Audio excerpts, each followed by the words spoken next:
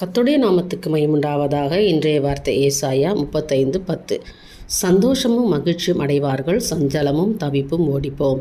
விசுவாசிக்கிறவங்க ஆமேன்னு சொல்லுங்கள். எனக்கு அருமையானவர்களே, எல்லா சஞ்சலம் தவிப்பு எல்லாம் ஓடிப்போம். ஏன்னா ஆண்டவராக இயேசு கிறிஸ்து இன்றைக்கு உங்களோடு கூட இருக்கிறார்.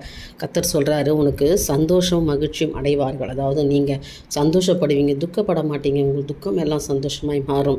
உங்களுக்கு மன மகிழ்ச்சி உண்டாயிருக்கும். அதனால் சஞ்சலம் தவிப்பு போராட்டம் பிரச்சனை உங்களை சூழ்ந்து இருக்கிற அநேக சத்துருவின் கிரியைகள் எல்லாமே ஓடி போகும். ஏனென்றால் உனக்கு விரோதமாக எழும்பப்படும் எந்த ஆயுதம் வாய்க்காதே போகும். ஒரு வழியாக வர்ற சத்துருவை கர்த்தர் 7 வழியாக துரத்தி போடுவார். என கருமையான தேவனுடைய பிள்ளைகளை இந்த வார்த்தையை விசுவாசிங்க.